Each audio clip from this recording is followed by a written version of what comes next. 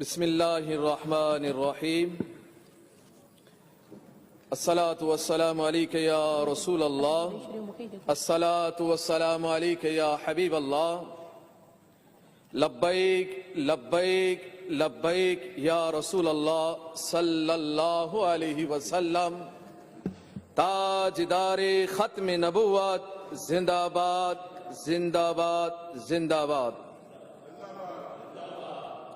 آج اس ایوان کے اندر جو میں قرارداد پیش کر رہا ہوں، سندھ اسمبلی کے اس ایوان میں وفاقی حکومت کے انتقامی سیاست کے رویے اور اپوزیشن جماعتوں کے ساتھ آمریت کا رویہ رکھنے کی ہم سخت مذمت کرتے ہیں۔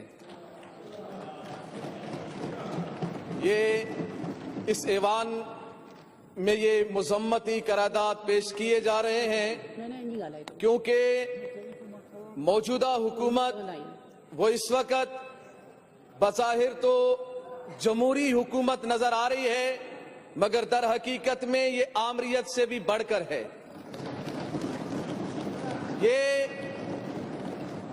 اور اس آمری حکومت نے آئین کی دھجیاں اڑا دی ہیں، پاکستان کے آئین کی دھجیاں اڑا دی ہیں۔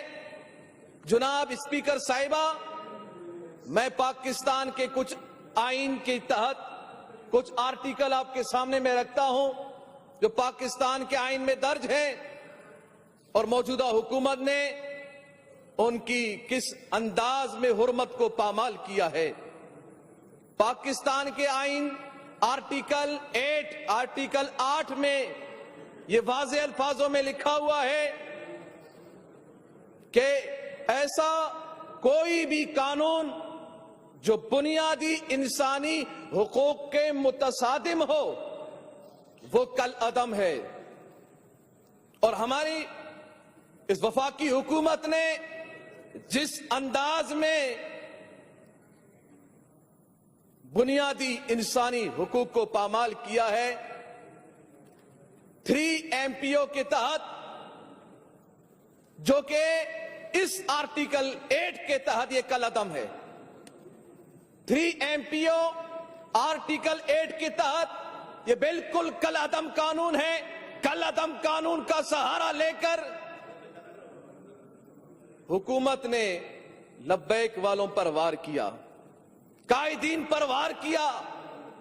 یہ کل عدم کیوں ہے؟ یہ انسانی حقوق کے متصادم ہے، اس لیے کہ اس کو چاہو جب چاہو اپنے سیاسی انتقام کے لیے استعمال کرو، جب چاہو جس وقت چاہو اس کو نظر بند کرو بغیر جرم بتائے۔ اس لیے آرٹیکل 8 کے تحت یہ کل عدم ہے۔ اسپیکر صاحبہ، آئین کا آرٹیکل نمبر 10 جو ہمیں یہ بتاتا ہے کہ جب بھی کسی بھی کوئی شخص کو اس کا جرم بتائے بغیر اس کی گرفتاری نہیں ہو سکتی، اس کو حراست میں نہیں لیا جا سکتا۔ یہ آرٹیکل 8 ہے۔ آرٹیکل 10 ہے۔ آرٹیکل نمبر 10 پاکستان کا آئین ہمیں بتاتا ہے کہ کسی بھی پاکستانی کو اس کا جرم بتائے بغیر اس کو گرفتار نہیں کیا جا سکتا، اس کو حراست میں نہیں رکھا جا سکتا۔ ان 2 آرٹیکلوں کی بنا پر MPO 3 یہ متصادم ہے انسانی حقوق کے، اور یہ کل عدم قانون ہے۔ اور کل عدم قانون کا سہارا لے کر حکومت لبیک والوں پر وار کرنا چاہتے ہیں، اور یہ بتانا چاہتے ہیں کہ ہم ان کا نظریہ دبائیں گے۔ ان کو معلوم ہی نہیں ہے کہ یہ نظریہ عام نظریہ نہیں ہے، یہ کسی سیاسی جماعت کا نظریہ نہیں ہے۔ یہ نظریہ تو ہمیں ہمارے رسول اللہ نے دیا ہے، یہ نظریہ رب کا دیا ہوا ہے، عوام الناس کا دیا ہوا نظریہ قائم رہے نہ رہے، مگر محمد الرسول اللہ صلی اللہ علیہ وسلم کا دیا ہوا نظریہ قیامت تک قائم و باقی رہے گا انشاءاللہ العزیز۔ آرٹیکل نمبر 13 دیکھیے وفاقی حکومت نے کس انداز میں آئین کی حرمت کو پامال کیا ہے۔ آرٹیکل 13 ہمیں یہ بتاتا ہے کہ کسی بھی ایک شخص کو ایک ہی جرم میں دو قوانین کے تحت آپ گرفتار نہیں کر سکتے، اس کو سزا نہیں دے سکتے۔ مگر ہوا کیا ہے، ہمارے قائدین، کارکنان، عوام اہل سنت، مسلمانوں کو 3 MPO کے تحت بھی گرفتار کیا گیا اور ظلم در ظلم کہ ان پر FIR بھی کاٹی گئی۔ FIR جب آپ نے کاٹ دی تو پھر 3 MPO کے تحت گرفتار نہیں کر سکتے۔ 3 MPO کے تحت آپ نے گرفتار کیا تو پھر آپ FIR نہیں کاٹ سکتے، کیونکہ آرٹیکل 13 پاکستان کا یہ آئین ہمیں بتا رہا ہے کہ ایک شخص کو 2 قوانین کے تحت سزا نہیں دے سکتے۔ مگر آئین کے احترام کو پامال کیا گیا اور اس 3 MPO کا سہارا لیا گیا۔ اور اسپیکر صاحبہ، آرٹیکل نمبر 14 دیکھیے گا کس انداز میں اس کی حرمت کو پامال کیا گیا۔ آرٹیکل 14 ہمیں بتاتا ہے کہ ہر پاکستانی شخص کا حق ہے چادر اور 4 دیواری کی تحفظ، اس کے گھر کی حرمت لازمی ہے۔ مگر اس پاکستان، جمہوریہ پاکستان، اسلامی جمہوریہ پاکستان میں تحریک لبیک کے کارکنوں، قائدین، محبین، عوام اہل سنت، مسلمانوں کو کس انداز میں دبانے کی کوشش کی اور آئین کی دھجیاں اڑائی گئی۔ ہمیں آرٹیکل 14 کہتا ہے چادر اور 4 دیواری کی حفاظت کرو۔ ان ظالموں نے، اسپیکر صاحبہ آپ سنیں گے نا تو آپ کا دل بھی ہل جائے گا۔ آپ تھوڑی دیر کے لیے سمجھیں گی کہ شاید میں فلسطین میں ہوں، شاید میں کشمیر میں ہوں۔ ان ظالم حکمرانوں نے مسجد کی حرمت کو بھی پامال کیا گیا۔ مسجد کی حرمت کو پامال کرتے ہوئے، مسجد کے دروازوں کو توڑتے ہوئے، شیشوں کو توڑتے ہوئے، سین کو توڑتے ہوئے کئی دنوں تک اس اللہ کے گھر میں، شاعر اللہ میں جوتوں سمیت دھندناتے رہے۔ وہاں پر مسجد کی حرمت کو پامال کیا گیا، آئین کی بھی بے حرمتی ہوئی، اس کی حرمت کو بھی پامال کیا گیا، شاعر اللہ کی حرمت کو بھی پامال کیا گیا۔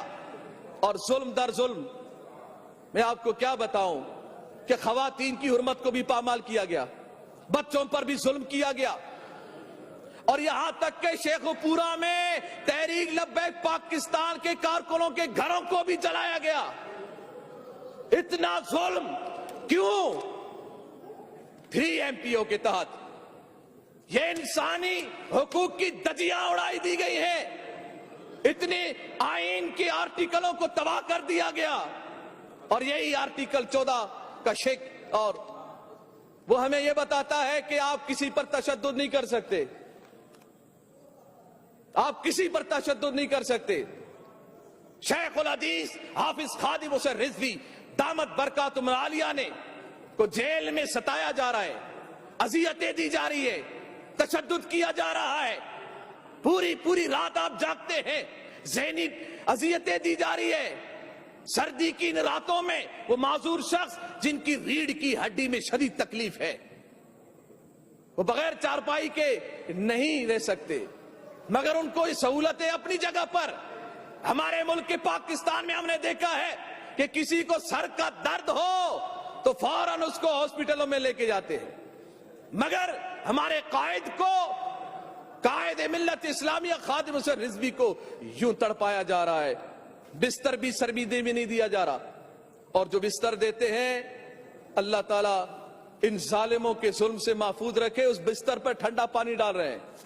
یہ آرٹیکل 14 پاکستان کا آئین ہمیں یہ بتاتا ہے کسی پہ تشدد نہیں کیا جا سکتا، مگر ان ظالم حکومتوں نے آئین کی دھجیاں اڑا دی ہیں، اور یہ پاکستان کے آئین کے تحت یہ جو بے حرمتی کی جا رہی ہے، پیر افضل قادری صاحب، ان کا 15% دل کام کرتا ہے، تشویشناک حالت میں ہیں آپ۔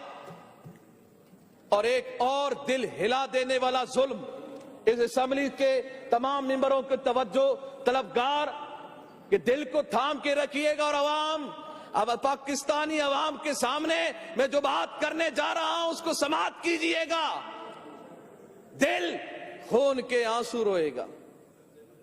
ان ظالموں نے ایک 90 سالہ عالم دین کو، بات سمجھ رہے، 90 سالہ عالم دین کو بغیر کسی جرم کے گرفتار کیا گیا۔ 90 سالہ آدمی کیا کر سکتا ہے؟ اسپیکر صاحبہ، 90 سالہ آدمی کیا کر سکتا ہے؟ گرفتار بھی کیا گیا ان کو، اور گرفتار کرنے کے بعد اتنی اذیتیں دی گئی، طبی سہولیات ان کو مہیا نہیں کی گئی، اور وہ اپنے رب اور رسول اللہ کی محبت میں اس جیل کے اس کال کوٹڑی کے اندر آپ نے جام شہادت نوش کی۔ انا للہ و انا الیہ راجعون۔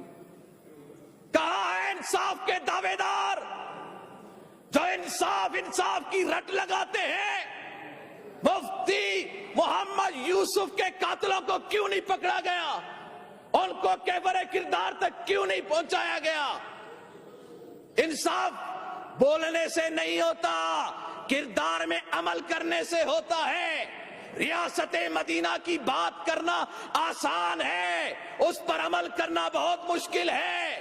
ریاست مدینہ میں کیا یہ ہوتا تھا کہ مسجدوں کی حرمتوں کو پامال کرو، مسجدوں میں بوٹوں سمیت داخل ہو جاؤ، مسجد پر قبضہ کر لو، اور کئی دنوں تک اس اللہ کے گھر میں نماز نہیں ہوئی، آذانیں نہیں ہوئی؟ یہ باتیں سوچ کے شاید پاکستانی عوام یہ سوچ رہی ہوگی کہ یہ پاکستان کی باتیں نہیں، فلسطین کی باتیں ہیں، کیونکہ اسرائیلی فوج وہاں پر اسی انداز میں وہ مسجدوں میں گھستے ہیں۔ اور اس بات کو بھی ذہن میں رکھیے گا کہ یہ آرٹیکل نمبر 16 جس میں یہ حق دیا گیا ہے سب کو کہ وہ جلسہ اور جلوس کرے، مگر 25 نومبر کے جلسے کو روکنے کے لیے ہماری پر ظلم ڈایا گیا، اس کو آڑ بنایا گیا، اور اس آڑ میں ہم سب کو ان لوگوں نے آئین کی حرمت کو پامال کرتے ہوئے ظلم و ستم ڈھائے، اور اس آئین کی بھی خلاف ورزی ہوئی۔ آرٹیکل نمبر 17 آخری آئین میں پیش کر رہا ہوں، اس کے تحت کیا ہے کہ سب کو، تمام پاکستانیوں کو یہ حق ہے کہ وہ پی پی میں جائیں، وہ نون لیگ میں جائیں، وہ تحریک لبیک پاکستان میں جائیں، وہ کسی بھی جماعت کا حصہ بن سکتے ہیں، مگر جیل کے اندر ظلم در ظلم آئین کی دھجیاں اڑائی گئی، زبردستی ہمارے کارکنوں سے تحریک لبیک سے لا تعلقی کے حلف نامے بھرے گئے۔ یہ کتنا ظلم ہے! ان ظالموں کو میں کہہ رہا ہوں، یہ اقتدار کے نشے میں مت رہو، یہ اقتداریں ختم ہو جائیں گی، یہ اقتدار ایک دن نیست و نابود ہو جائیں گے، سب ختم ہو جائے گا، اور اسلام باقی ہے، باقی رہے گا۔ اسلام سے جب بھی کوئی ٹکرایا ہے وہ نیست و نابود ہو کے رہا ہے، چاہے وہ ابراہیم علیہ السلام کے سامنے نمرود ہو تو نیست و نابود ہے، وہ موسیٰ علیہ السلام کے سامنے فرعون ہو تو نیست و نابود ہے، محمد الرسول اللہ صلی اللہ علیہ وسلم کے سامنے ابو جہل عتبہ و شیبہ ہو وہ نیست و نابود ہے۔ میرے امام علی مقام امام حسین رضی اللہ تعالیٰ عنہ کے سامنے بھی یزید نے یہ کہا تھا، میرے پاس طاقت ہے، میرے پاس اقتدار ہے، میرے پاس حکومت ہے، طاقت میرے پاس ہے، حکومت میرے پاس ہے، میں جس کو چاہوں جیسا چاہوں جب چاہوں پکڑ سکتا ہوں، سزا دے سکتا ہوں۔ مگر یہ بھول تھی یزید کی اور یزیدیت کی ریورس پر چلنے والی آج کی حکومت کی بھی یہ بھول ہے کہ تم اسلام کو دبا سکتے ہو۔ اسلام دبنے کے لیے نہیں آیا، جتنا دباؤ گے یہ اٹھتا جائے گا، اٹھتا جائے گا۔ تم نے ممتاز قادری کو دبانے کی کوشش کی، آج بھی ایوان میں ممتاز کھڑا ہے، ممتاز قادری کھڑا ہے تمہارے سامنے، اور تم جتنا دباؤ گے انشاءاللہ یہ تمہارے دبانے سے نہیں دبیں گے، بلکہ اللہ اور اس کے فضل و کرم پر قائم رکھیں گے۔ اللہ تعالی ہمارے ملک پاکستان کو سلامت رکھے اور ہمارے صوبہ سندھ کو سلامت رکھے۔ اور میں آخر میں اپنے ایوان کے ان ساتھیوں کو میں شکر گزار ہوں جنہوں نے اس سے قبل میرے ساتھ ہاتھ بلند کر کے ناموس رسالت کے لیے انہوں نے یہ عہد کیا کہ ہم آپ کے ساتھ ہیں، میں ان کا بھی شکریہ ادا کرتا ہوں۔ اللہ تعالی ہم سب کا حامی و ناصر ہو۔ لبیک لبیک لبیک یا رسول اللہ صلی اللہ علیہ وسلم، تاجدار ختم نبوت، زندہ باد زندہ باد۔